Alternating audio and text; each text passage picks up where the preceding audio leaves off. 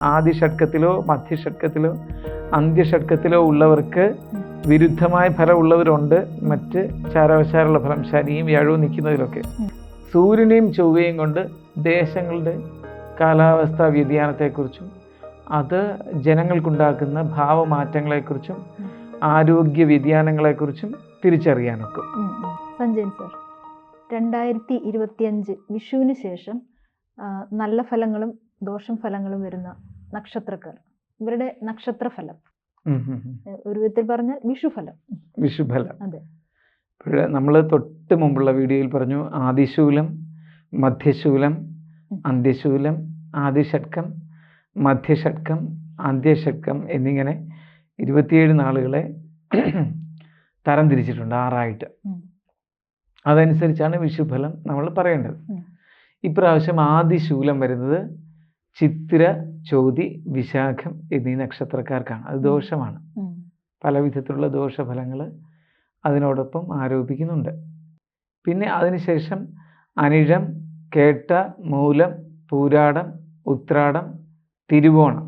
അനിഴം, കേട്ട, മൂലം, പൂരാടം, ഉത്രാടം, തിരുവോണം എന്നീ 6 നാളുകൾ ആദിഷഡ്കത്തിലാണ് വരുന്നത്. അവർക്ക് ഈ വിഷു മുതൽ അടുത്ത വിഷു വരെയുള്ള സമയം ശുഭഫലമാണ്. ഇനി അടുത്ത 3 നക്ഷത്രക്കാർ മധ്യശൂലത്തിൽ വരുന്നുണ്ട്. അവിട്ടം, ചതയം, പൂരുട്ടാതി. ഇവർക്ക് ദോഷഫലമാണ് വിഷുവിൻ്റെ. അതിനുശേഷം ഉത്രിട്ടാതി, രേവതി, അശ്വതി, ഭരണി, കാർത്തിക, രോഹിണി എന്നിവ മധ്യഷഡ്കത്തിൽ വരുന്നു. അവർക്ക് ശുഭഫലമാണ് പറയുന്നത്. മകയിരം, തിരുവാതിര, പുണർദം ഈ 3 നക്ഷത്രക്കാർക്ക് അന്ത്യശൂലമാണ് വരുന്നത്. പൂയം, ആയില്യം, മകം, പൂരം, ഉത്രം, അത്തം എന്നീ നക്ഷത്രങ്ങൾക്ക് അന്ത്യഷഡ്കമാണ് വരുന്നത്. ഇവയനുസരിച്ചാണ് നമ്മൾ ശുഭഫലം ആണോ ദോഷഫലം ആണോ എന്ന് പറയേണ്ടത്. അപ്പോൾ ഈ ആദിഷഡ്കത്തിലോ മധ്യഷഡ്കത്തിലോ അന്ത്യഷഡ്കത്തിലോ ഉള്ളവർക്ക് വിരുദ്ധമായ ഫലം ഉള്ളവരുണ്ട്. മറ്റ് ചാരവശാലുള്ള ഫലം ശനിയും വ്യാഴവും നിൽക്കുന്നതിലൊക്കെ. നമ്മളത് ആ വിശാഖത്തെക്കുറിച്ചൊക്കെ പറഞ്ഞത്. അതും കൂടി കണക്കാക്കിയിട്ട് വേണം നമ്മൾ ഫലം പറയേണ്ടത്. എന്നാൽ ഇത്രയും ഇത് പൊതുഫലമാണ്. ഇത് ചിലർക്ക് ശക്തമായി ബാധിക്കും, ചിലർക്ക് ശക്തമായി ബാധിക്കുകയില്ല. അങ്ങനെ ആർക്കൊക്കെയാണ് വിഷുഫലം ശക്തമായി ബാധിക്കാൻ സാധ്യത എന്ന് നോക്കുമ്പോൾ നമ്മൾ കുറച്ചു കാലത്തെ ഒരു നിരീക്ഷണ പരീക്ഷണങ്ങളിൽ കൂടി മനസ്സിലാക്കിയിട്ടുള്ളത് സൂര്യന് ബലമില്ലാത്ത രാശികളിൽ നിൽക്കുമ്പോൾ ജനിച്ചവർക്കാണ്. ഇപ്പോൾ സൂര്യന് ബലമില്ലാത്ത രാശി എന്ന് പറയുമ്പോൾ ഏത് രാശിയാണെന്ന് നോക്കണം. തുലാം രാശിയിൽ ആദിത്യൻ നിൽക്കുന്ന സമയം. അപ്പൊ തുലാം രാശിയിൽ ആദിത്യൻ നിൽക്കുന്ന സമയത്ത് എന്ന് വെച്ചാൽ തുലാം മാസത്തിൽ ജനിച്ചവർക്ക് എന്ന് വേണമെങ്കിൽ പറയാം. അങ്ങനെയുള്ളവർക്ക് കുറേയും കൂടി വിഷുഫലം ബാധകമാകുന്നതായിട്ട് കാണുന്നുണ്ട്. തുലാമാസത്തിൽ ജനിച്ചവർക്ക് എന്ന് വേണമെങ്കിൽ എളുപ്പം പറയാം. സൂക്ഷ്മതയിൽ കുറച്ചൊക്കെ പ്രശ്നങ്ങളുണ്ട്. പിന്നെ ആദിത്യന്റെ വിരുദ്ധ നക്ഷത്രങ്ങളായിട്ട് വരുന്ന ശുക്രന്റെ നക്ഷത്രങ്ങളുണ്ട്. ഭരണി, പൂരം, പൂരാടം. ഇവർക്കും വിഷുഫലം കുറച്ച് ശക്തമായിട്ട് ബാധിക്കുന്നതായിട്ട് കാണുന്നുണ്ട്. അതായത് ദോഷഫലങ്ങൾ കൂടുതലാണെന്നാണോ? ദോഷവും ഗുണവും ഒക്കെ ദോഷഫലത്തിന് കൂടുതൽ സാധ്യത വരുന്നുണ്ട്. അപ്പൊ അങ്ങനെയാണെങ്കിൽ ഭരണിക്കും പൂരത്തിനും പൂരാടത്തിനും ഈ പ്രാവശ്യം ആദിശൂലത്തിലാണോ മധ്യശൂലത്തിലാണോ അന്ത്യശൂലത്തിലാണോ ഒക്കെ വരുന്നത് എന്നുള്ളത് നമ്മൾ തിരിച്ചറിയേണ്ടതുണ്ട്. മുമ്പ് പറഞ്ഞ നക്ഷത്രങ്ങൾ കൃത്യമായി പറഞ്ഞതനുസരിച്ച് അത് വെച്ച് കണക്ക് കൂട്ടി നമ്മൾ നോക്കേണ്ടതാണ്. എങ്കിലും പൂരാടത്തിനുമൊക്കെ ഇപ്പൊ 7ലേക്ക് വ്യാഴം വന്നിട്ടുണ്ട്, വരാൻ പോകുന്നു. വന്നിട്ടുണ്ട് എന്നല്ല, മെയ് 14-ാം തീയതി വരുന്നു. മേടം അവസാനം അത് വരുന്നുണ്ട്. അതനുസരിച്ചൊക്കെ കൂടി നമ്മൾ ചിന്തിച്ചിട്ട് വേണം പറയാൻ. എന്നാൽ പൂരാടത്തിന് കണ്ടകശനി ആണ് ഇപ്പൊ തുടങ്ങിയിരിക്കുന്നത്. ഈ പ്രാവശ്യം പൂരാടം ആദിഷഡ്കത്തിലാണ് വന്നിരിക്കുന്നത്. അതുകൊണ്ട് പ്രശ്നമില്ല, അങ്ങനെയുള്ളതുകൊണ്ട്. അപ്പോൾ അതെല്ലാം നമ്മൾ വിശദമായി ചിന്തിച്ചിട്ട് ജ്യോതിഷം നോക്കാൻ പോകുമ്പോൾ ജ്യോത്സ്യന്മാരോടൊപ്പം ഇതും കൂടെ ഒന്ന് കുറച്ച് ലിബറലായി സംസാരിക്കുന്നവരാണ് എങ്കിൽ, എന്നെ പോലെയൊക്കെ തുറന്ന് സംസാരിക്കുന്ന സ്വഭാവമുള്ളവരാണെങ്കിൽ അവരോട് ചോദിക്കാം. ഈ ചാരവശാലുള്ള ഫലവും എൻ്റെ വിഷുഫലവും കൂടി ഒത്തുപോകുന്നുണ്ടോ ഇല്ലയോ, എങ്കിൽ ഞാൻ അതിനൊക്കെ എന്തൊക്കെ ചെയ്യണം, ഏതൊക്കെ ദേവതകളെ പ്രീതിപ്പെടുത്തേണ്ടതുണ്ട്, എൻ്റെ മനസ്സിൻ്റെ ഏതൊക്കെ ഭാവങ്ങളെ ഉണർത്താൻ ഏതൊക്കെ ദേവതകളെയാണ് പ്രീതിപ്പെടുത്തേണ്ടത് എന്നൊക്കെ ചോദിച്ച് മനസ്സിലാക്കാം. പിന്നെ അതിനകത്ത് ശ്രദ്ധിക്കേണ്ടതായ കാര്യം, ഈ പ്രാവശ്യത്തെ വിഷുഫലം നമ്മൾ സൂക്ഷ്മമായിട്ട് നോക്കുമ്പോൾ ചിലതിൽ അതിവൃഷ്ടി, അല്പവൃഷ്ടി എന്നൊക്കെ പറയുന്നുണ്ട്. എന്നുവെച്ചാൽ മഴ പെയ്യുന്നതിനെക്കുറിച്ചും കുറയുന്നതിനെക്കുറിച്ചും ഇങ്ങനെയുള്ള കുറേ കാര്യങ്ങളും ഇതിനകത്ത് കണക്ക് കൂട്ടുന്നുണ്ട്.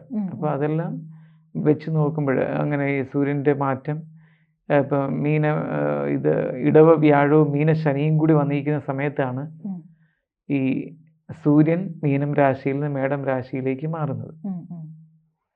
അതിന് കുറേ സൂക്ഷ്മഫലം എൻ്റെ നോട്ടത്തിൽ ഒത്തിരി ഗുണകരമായിട്ടാണ് പലതും വരുന്നത്. അപ്പോൾ ചുരുക്കത്തിൽ പറഞ്ഞു കഴിഞ്ഞാൽ നല്ല ഫലങ്ങൾ, ഗുണഫലങ്ങൾ കിട്ടുന്ന നക്ഷത്രക്കാരൊക്കെയാണ്? മുമ്പേ പറഞ്ഞ ആദിഷഡ്കം, മധ്യഷഡ്കം, അന്ത്യഷഡ്കം വന്നിരിക്കുന്ന ആളുകൾ, അവർക്കാണ് ഞാനതിനെ അത്രയും ഇഴച്ച് പറഞ്ഞത്. അതിനെക്കുറിച്ച് അവർക്കാണ് ഇപ്പം വിഷുഫലം കൂടുതൽ നല്ലതാകും. പക്ഷെ വിഷുഫലത്തിന്റെ പ്രാധാന്യം ഇവിടെയും അല്ല, ഭൂമിശാസ്ത്രപരമായ ഫലത്തിലാണ് കൂടുതൽ പ്രാധാന്യം വരുന്നത്. ഇപ്പം നമ്മൾ മലനാട്, ഇടനാട്, തീരപ്രദേശം എന്നും പറഞ്ഞ് നമ്മൾ തിരിക്കുന്നുണ്ടല്ലോ. ഇപ്പം ജാംഗലദേശത്തെക്കുറിച്ചും ഒക്കെ കൂടുതൽ പറയുന്നുണ്ട്. ഇങ്ങനെ നോക്കുമ്പോൾ മധ്യേഷ്യൻ രാജ്യങ്ങൾ, ഏഷ്യൻ രാജ്യങ്ങൾ, മറ്റ് ഭൂഖണ്ഡങ്ങൾ, ഇതെല്ലാം നോക്കിയിട്ട് അവയുടെയൊക്കെ ഫലം തീരുമാനിക്കാൻ വിഷുഫലത്തിന് കുറേയേറെ പ്രാധാന്യം വരുന്നുണ്ട്. അപ്പോൾ ആ ദേശങ്ങളിലെ അക്ഷാംശ രേഖാംശങ്ങളൊക്കെ നോക്കിയിട്ട് ആദിത്യൻ്റെയും ചൊവ്വയുടെയും പ്രാധാന്യം എങ്ങനെയാണ് അക്ഷാംശ രേഖാംശങ്ങളിൽ കൂടി ഓരോ ദേശങ്ങൾക്കും പ്രകടമാകുന്നത് എന്നുള്ളത് നോക്കിയിട്ട് വിഷുഫലം ഓരോ രാജ്യത്തിൻ്റെ, ഈ ഭൂഗോളത്തിലെ നമ്മൾ പൗരസ്ത്യ രാജ്യങ്ങളും പാശ്ചാത്യ രാജ്യങ്ങളും നോക്കിയിട്ട് അവയെ തീരുമാനിക്കേണ്ടത്. അപ്പോൾ ഇപ്പോൾ നമ്മൾ മലയാളിയാണെങ്കിൽ തന്നെ വേറൊരു രാജ്യത്ത് താമസിക്കുന്ന ആൾക്ക് വേറൊരു ഫലമാണ് എന്നാണ് സാർ പറയുന്നത്? ചില ഘടകങ്ങളിൽ കൂടി വരാം.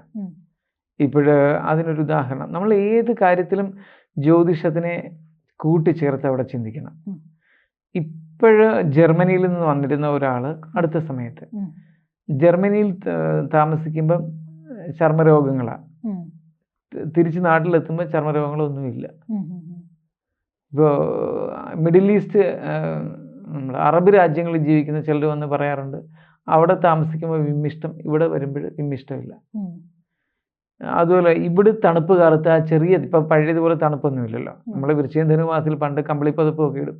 ഈ ഒരു 27, 28, 30 വർഷം മുമ്പ് വരെയൊക്കെ വൃശ്ചിക വിളക്കിന്, 12 വിളക്കിന് നമ്മൾ ഓച്ചിറയൊക്കെ ചെല്ലുമ്പോൾ തലയെക്കെട്ടും കെട്ടി കമ്പിളി പുതച്ചും ഒക്കെ, കമ്പിളി ഉടുപ്പും ഒക്കെ ഇട്ടൊരു, കമ്പിളി ഉടുപ്പ് ഇടുന്നവരാരും ഇപ്പോൾ കേരളത്തിലുണ്ടെന്ന് തോന്നില്ല, തണുപ്പ് കാലത്ത് ഇടുമായിരുന്നു. അപ്പോൾ അതങ്ങ് മാറി. ഇപ്പം തലയിൽ ചുറ്റൊന്നും വേണ്ട, തുണിയൊന്നും കെട്ടണ്ട, തലയെക്കെട്ടൊന്നും വേണ്ട, തണുപ്പിൻ്റെ ആധിക്യമില്ല. അപ്പോൾ പക്ഷേ ചിലർ ഇവിടെ വെച്ച് പറയാണ്ട് ഇവിടുത്തെ തണുപ്പ് ചെറുതും പിടിക്കുന്നില്ല, പക്ഷേ മറ്റ് രാജ്യങ്ങളിൽ പോകുമ്പോൾ അവിടുത്തെ ഈ വലിയ കോടമഞ്ഞ് പോലും കുഴപ്പമില്ല. ഇതൊക്കെ എങ്ങനെയാണ് അവരെ സ്വാധീനിക്കുന്നത് എന്ന് നമുക്ക് വെറുതെ അത് ശരി അങ്ങനെയാണോ എന്നൊക്കെ പറഞ്ഞങ്ങ് തള്ളാം. പക്ഷെ അതല്ല, അവിടെയൊക്കെ ജ്യോതിഷത്തിൽ പ്രാധാന്യമുണ്ട്. സൂര്യനെയും ചൊവ്വയും കൊണ്ട് ദേശങ്ങളുടെ കാലാവസ്ഥാ വ്യതിയാനത്തെക്കുറിച്ചും അത് ജനങ്ങൾക്കുണ്ടാക്കുന്ന ഭാവമാറ്റങ്ങളെക്കുറിച്ചും ആരോഗ്യ വ്യതിയാനങ്ങളെക്കുറിച്ചും തിരിച്ചറിയാനൊക്കും. അത് നമ്മൾ അത്രയും സൂക്ഷ്മമായിട്ട് അപഗ്രഥിക്കണം. ഒരുപാട് പുസ്തക പഠനമല്ല ഇവിടെയൊക്കെ, നമ്മൾ ഒത്തിരി ധ്യാനം ചെയ്തുകൊണ്ടിരിക്കണം. ഏറ്റവും കുറഞ്ഞത് 5 മണിക്കൂറെങ്കിലും നമ്മൾ ദിവസം ധ്യാനത്തിന് മാറ്റിക്കൊണ്ടിരുന്നാൽ മാത്രമേ ജ്യോതിഷം മാത്രമല്ല ഭാരതീയമായ എല്ലാ വിഷയങ്ങളിലും അതിൻ്റെ അതീവ സൂക്ഷ്മതയിൽ നമുക്ക് അപഗ്രഥിച്ച് മുന്നോട്ട് പോകാൻ കഴിയുള്ളൂ. എല്ലാ വിഷയങ്ങളും തന്നെയാണ്. ഈ ഒരു വരുന്ന ഒരു വിഷു തൊട്ട് അടുത്ത വിഷു വരെയുള്ള ഒരു വർഷം എല്ലാവർക്കും സർവ സമ്പന്നതയും ഐശ്വര്യവും എല്ലാം ഉണ്ടാവട്ടെ എന്ന് നമുക്ക് ആശംസിക്കാം. എന്തായാലും നമ്മുടെ ഭാരതീയ സംസ്കാരം അനുസരിച്ച് വിഷുവിന് ഒത്തിരി പ്രാധാന്യമുണ്ട്. അപ്പോൾ പുതിയ യുവജനങ്ങളോട് എനിക്ക് ശരിക്കും ഒരു അഭ്യർത്ഥനയും കൂടിയുണ്ട്. ചൊവ്വ നിൽക്കുന്ന രാശിയുടെ പ്രാധാന്യം നോക്കിയിട്ട്, ചൊവ്വയാണ് നമ്മുടെ സ്വഭാവത്തിനെ പലപ്പോഴും ഒരുപാട് ഈ ചന്ദ്രനോടൊപ്പം ചൊവ്വയ്ക്കാണ് വികലമാക്കുന്നതും നമ്മളുടെ കുറ്റകൃത്യവാസനയിലേക്കൊക്കെ നയിക്കുന്നതും യൗവനത്തിൻ്റെ പ്രാധാന്യത്തിലേക്ക് നയിക്കുന്നതും ചടുലതയെക്കുറിച്ച്, ഒരു വ്യക്തിയുടെ എനർജി ലെവലിനെ കുറിച്ചൊക്കെ ഒത്തിരി ചിന്തിപ്പിക്കുന്നത് ചൊവ്വയാണ്. അപ്പോൾ നമുക്ക് പുതിയ തലമുറയോട് ചൊവ്വ നിൽക്കുന്ന രാശികൾ, ഇനി മാറി വരാൻ പോകുന്ന രാശികൾ, മീന ശനിയുടെ പ്രത്യേകതകൾ, ഇതെല്ലാം നോക്കുമ്പോൾ പുതിയ തലമുറയോട് നമുക്ക് പറയാൻ ഒത്തിരി കാര്യങ്ങളുണ്ട്. അതിലൊന്ന്, നിങ്ങൾ ഈ ചടുലമായ മനോഭാവമൊക്കെ വർദ്ധിപ്പിക്കുന്നതൊക്കെ നല്ലതാണ്, പക്ഷെ നിങ്ങൾ കൂടുതൽ കുറ്റകൃത്യ വാസനകളിലേക്ക് പോകാതിരിക്കുക. ശനി വന്നിരിക്കുന്ന വ്യാഴത്തിൻ്റെ സ്വക്ഷേത്രമാകുന്ന മീനം രാശിയിലേക്കാണ്. ആ വ്യാഴത്തിൻ്റെ സ്വഭാവത്തിന് ശനി കുറേയും കൂടെ സ്വാതന്ത്ര്യം കൊടുക്കട്ടെ. എന്ന് വെച്ചാൽ അറിവിൻ്റെ അനന്തമായ ലോകത്തിലേക്ക് പുതിയ തലമുറ പോകാനിടയാവട്ടെ. എപ്പോഴും ഒരു ഗവേഷണ സ്വഭാവികളാകുന്ന ഒരു പുതിയ തലമുറ ഉണ്ടാവട്ടെ. ഇതുവരെ കേട്ട ശരികളെക്കാളും വലിയ ശരികളിലേക്ക് പോകാനൊരു മനസ്സ് വരട്ടെ. ഇപ്പോൾ നമ്മൾ പലതും ശരിയെന്ന് വിചാരിച്ചിരിക്കുന്നതെല്ലാം അപൂർണ ശരികളായിരിക്കും. കൂടുതൽ പൂർണ്ണ ശരികളിലേക്ക് പോകാൻ പുതിയ തലമുറയ്ക്ക് മനസ്സ് വരട്ടെ. എപ്പോഴും ഇനി എന്ത് എന്ന് ചിന്തിച്ചുകൊണ്ടിരിക്കുന്ന ഒരു മനസ്സ് എല്ലാ നിമിഷങ്ങളും, ഉറങ്ങുന്ന സമയം ഒഴിച്ച് ബാക്കി എപ്പോഴും ഉണ്ടാവാനിടയാവട്ടെ. അത്തരത്തിൽ നമ്മൾക്ക് ഈ പുതുമയുടെ ലോകത്ത് നവങ്ങളായിട്ട് പോകാനിടയാവട്ടെ. അതിനുവേണ്ടി നമ്മളുടെ മനസ്സിനെ ഊട്ടിയുറപ്പിക്കാൻ നമുക്ക് സാധിക്കട്ടെ. അവരവർക്ക് ഉർവരമായ ദേശങ്ങളിലേക്ക് പോകാനിടയാവട്ടെ. സ്വരാജ്യം എന്ന് പറയുമ്പോൾ ശരിക്കും നമ്മുടെ സ്വരാജ്യം ഈ ഭൂമി തന്നെയാണ്. അതുകൊണ്ടാണല്ലോ ഭാരത സംസ്കാരത്തിൽ വസുധൈവ കുടുംബകം എന്ന് പറഞ്ഞു. ഈ വസുധയാണ് എൻ്റെ വീട്. അപ്പോൾ ഈ ഒരു മുറിയിലെ കാലാവസ്ഥ ഭേദമല്ലെങ്കിൽ അടുത്ത മുറിയിലേക്ക് പോയി. കാരണം അവിടുത്തെ മാന്തണൽ ഇങ്ങോട്ട് ചരിഞ്ഞ് നിൽപ്പുണ്ട് നമ്മുടെ മുറിയിലേക്ക്. അവിടെ ഇപ്പോൾ കുറച്ചും കൂടെ തണുപ്പ് കിട്ടുമായിരിക്കും. അതുകൊണ്ട് രാത്രി ഉറക്കവും പഠനവും ആ മുറിയിലേക്കാവാം എന്ന് ചിന്തിക്കുന്നത് പോലെ ഈ കേരളത്തിലും ഈ ഇന്ത്യയിലുമൊക്കെ നമ്മൾ ജീവിച്ചിരിക്കുമ്പോൾ ഇവിടുത്തെ ജീവിത സാഹചര്യങ്ങൾ ഊഷരമാണെങ്കിൽ കൂടുതൽ ഉർവരമായ ദേശങ്ങളിലേക്ക് പോയി നമുക്ക് ജീവിതത്തിനെ സുന്ദരമാക്കാം, സുരഭിലമാക്കാം എന്നും പറഞ്ഞ് ആ ദേശത്ത് മാത്രം എന്നേക്കുമായിട്ട് പോയി കിടക്കാനല്ല, താമസിക്കാനല്ല. അപ്പോൾ ഏത് ദേശത്തേക്കും എവിടെയും ഏത് അനുയോജ്യമായ ഭാഷ, അനുയോജ്യമായ സംസ്കാരം, അനുയോജ്യമായ ഭക്ഷണം, അനുയോജ്യമായ വ്യക്തിബന്ധങ്ങൾ, നമ്മളുടെ പൊട്ടൻഷ്യൽ അനുസരിച്ചുള്ള ആളുകളുമായിട്ട് ഇടപെടാനുള്ള ഒരു അവസ്ഥ, അതൊരു വലിയ കാര്യമാണ്. അവരവരുടെ മനസ്സിൻ്റെയും വികാരങ്ങളുടെയും വിചാരങ്ങളുടെയും ബുദ്ധിയുടെയും തലം അനുസരിച്ചുള്ള ആളുകളിലേക്ക് ഇറങ്ങിച്ചെല്ലാനൊരു ഭാഗ്യം കിട്ടണമേ എന്നാണ് ഞാൻ എൻ്റെ ജീവിതത്തിൽ പ്രാർത്ഥിക്കുന്നത്, പണത്തേക്കാൾ ഉപരി. അപ്പോൾ അങ്ങനെ എല്ലാവർക്കും തോന്നാനിടയാവട്ടെ. ഈ ഭൂമിയുടെ ഏത് ഭാഗത്ത് പോയി അവരവർക്ക് പറ്റിയ ഇണയെ കണ്ടെത്തുകയും അവരവർക്ക് പറ്റിയ സൗഹൃദങ്ങൾ ഉണ്ടാക്കുകയും അവർക്ക് ഇഷ്ടം പോലെ പണം സ്വരൂപിക്കാനിടയാവുകയും ഒക്കെ ചെയ്യാനൊരു ബുദ്ധി ശനി തുറന്നു തരട്ടെ. ശനിയാണ് ഇതൊക്കെ തുറക്കുന്നത്. അത് വ്യാപിപ്പിക്കുന്ന ചൊവ്വയുമാണ്. ശനിയും ചൊവ്വയും നമ്മളെ ശരിക്കും അനുഗ്രഹിച്ചുകൊണ്ട് നിൽക്കാൻ ഇടവരട്ടെ എന്ന് ആഗ്രഹിക്കുന്നു, അഭിലഷിക്കുന്നു. എല്ലാവർക്കും വേണ്ടിയും ആശംസിക്കുന്നു. എല്ലാവർക്കും ഏറ്റവും മനോഹരമായ ഒരു വിഷു ആശംസിക്കുകയാണ്. വിഷു ആശംസകൾ സർ. ജ്യോതിഷമോ വാസ്തുവോ പൂജയോ നിങ്ങൾക്ക് ആവശ്യമുണ്ടോ? താഴെ കാണുന്ന നമ്പറിൽ വാട്സപ്പ് ചെയ്യൂ. നിങ്ങൾ ചെയ്യേണ്ടത് ഇത്രമാത്രം: താഴെ കാണുന്ന നമ്പർ നിങ്ങളുടെ മൊബൈലിൽ സേവ് ചെയ്യൂ. അതിനുശേഷം ഞങ്ങളുടെ നമ്പറിലേക്ക് വാട്സപ്പിലേക്ക് ഹായ് അയയ്ക്കൂ. ജ്യോതിഷ സംബന്ധമായ എല്ലാ ആവശ്യങ്ങൾക്കും ABC മലയാളം നിങ്ങളോടൊപ്പമുണ്ട്. സമ്പൂർണ്ണ ജാതകം, സാധാരണ ജാതകമല്ല, സമ്പൂർണ്ണ ജാതകം. 75 പേജുകളടങ്ങിയ സമ്പൂർണ്ണ ജാതകം 250 രൂപയ്ക്ക് നിങ്ങളുടെ കൈകളിലേക്ക്. അതിനായി നിങ്ങൾ ചെയ്യേണ്ടത് ഇത്രമാത്രം: താഴെ കാണുന്ന നമ്പറിൽ ബന്ധപ്പെടുക. ജ്യോതിഷവുമായി ബന്ധപ്പെട്ട എല്ലാ വിശേഷങ്ങളും നിങ്ങളിലേക്കെത്താൻ ABC ജ്യോതിഷം സബ്സ്ക്രൈബ് ചെയ്യുക.